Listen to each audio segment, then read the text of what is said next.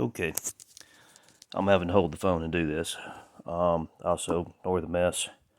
I'm in the middle of a remodel and a cleanup, and apologize for the bad lighting.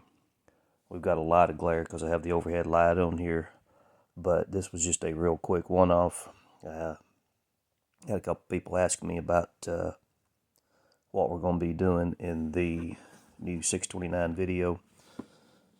Basically, this is the YouTube video. This is to put on YouTube to say, well, if I just happen to have a Rumble channel that had the same name as my YouTube channel, then I could probably post things that I'm not allowed to post on YouTube if I had one of those channels. Things that we're not allowed to post on YouTube, that if I happen to have say a Rumble channel, something like that, things we aren't allowed to post on YouTube is anything having to do with disassembling any firearm. Well, as you've probably already noticed, we've got a screw missing in this. This is going to be, if I had a Rumble channel, this would be part of a series to where we would be actually going into the inner workings, doing a complete and utter disassemble, showing what the parts are, showing how to fix those parts, showing how those parts work. Also, if I was going to be doing let's say for instance, a Rumble video, when I get the other two guns that I'm waiting on, I'm supposed to get those in next week sometime, but if I had another platform that allowed me to show the workings, we could show the differences, we could show transfer bar versus hammer block, how they work, and we'd actually take the gun apart and show the internal workings as they work, how they fit together, and how the transfer bar transfers the energy from the hammer to the firing pin, and if the transfer bar is not in place, the gun will not go off, or how a hammer block, if it is not moved out of place, it will keep the hammer from contacting, therefore not allowing the gun to work, and the mechanisms and all that fun stuff. Yeah, that's if we had another channel on another platform that just happened to have the same name as this channel.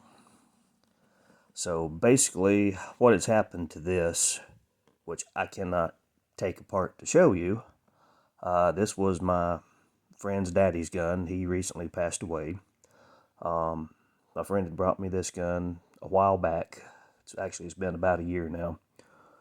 He had taken it to a gunsmith, a licensed, certified, 4-star gunsmith, and the cylinder would not open.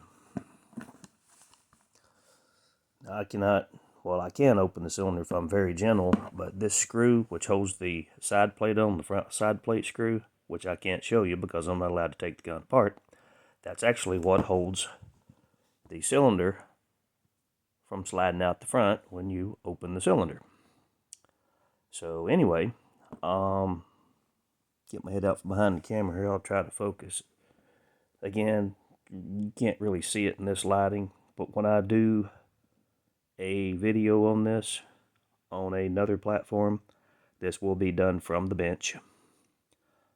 Be a full, mounted camera from the bench video, but he had taken a hammer, and I don't mean a brass hammer, let alone a plastic hammer, took a claw hammer and beat the cylinder open. Well, this side plate is not the original side plate. This front screw hole does not line up. What they did is they drilled out the screw hole at an angle, and the screw that is supposed to go in here to hold the cylinder in place and hold the side plate on, they put in at an angle. And anybody knows anything about screws, you put a screw at an angle, it's going to strip the screw. But this is not the original side plate. And the problem is, as you can see from the hammer, this is a pre-Series 4. I believe that this is a Mod 3, if I'm not mistaken. When I have two hands, I'll open the cylinder up. I'm pretty sure that this is a Mod 3, which the last model that they put the hammer-mounted firing pins on. But the problem is between your different models, and even between years, a 1970s model or 1970s series side plate, and as you can see right here, it also does not fit. But the side plates do not interchange. This side plate did not come with this gun. This side plate is a completely different side plate than this gun was issued with. So what happens is I'm going to have to do some extensive work on this area here. I do have the new screws. I did get the new plunger screw. What it is it's a screw that fits in where the old ones had it was basically just a little cone shape on the end of the screw. You tightened it in. If you over tightened it, it would bind up the cylinder. Well, the new ones, they have a spring cone plunger in the end, so you screw the screw all the way down, and then the plunger, it still retains the cylinder, but it will move in and out to keep the cylinder from binding. So that's something when I make another video will be in there. Just show a few differences of that. But anyway, just wanting to let you know that when we get, well, probably late enough in this video, y'all know what I'm saying. When I do this for the Rumble channel, I'm stripping this whole entire gun apart. We'll be taking the grips off. I will be taking the side plate off. And we're going to do several things with this gun before we actually get into fixing it. This is the one I'm going to use to show how your hammer block works, how it's attached to the trigger, how the sear works, the trigger return spring, the slider that the trigger return spring sits in, that actually is what actuates the transfer bar, the hammer block.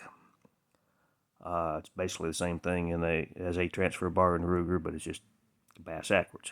Ruger goes up to bridge the gap.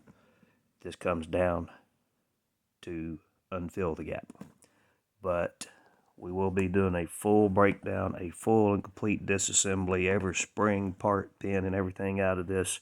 It will be a full strip. And I will be showing, again, it's going to be a series, so I'll be showing what I have to do. I'm going to have to take a drill press, mill this off, which is going to be real fun because it's not like just milling the hole. I have to mill a portion of one side of the hole without touching the rest of the hole. So that's going to be an interesting thing. But that's what we're looking at the first of the series. I will be having my 629 Classic, Bitsy for y'all that know it. My EDC daily carry is my 6.5 inch 629 Classic, so that will be also being used as a reference.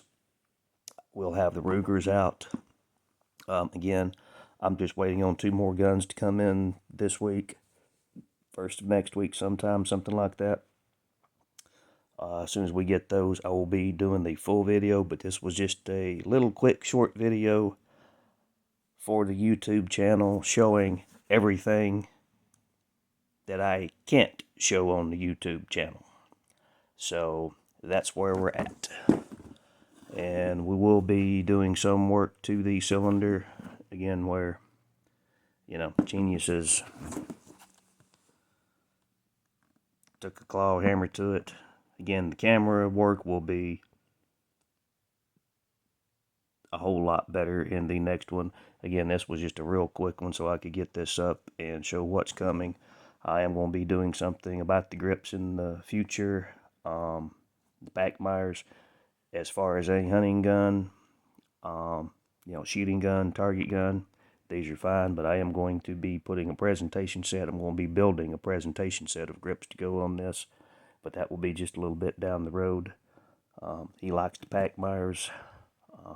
My 629 came from the factory with hole grubbers on it, so, Nothing wrong with the grips. We're just going to put a presentation set on, and he can swap back and forth if he wants to. But that's where we're at on this, and hopefully look forward to seeing you guys on the other channel.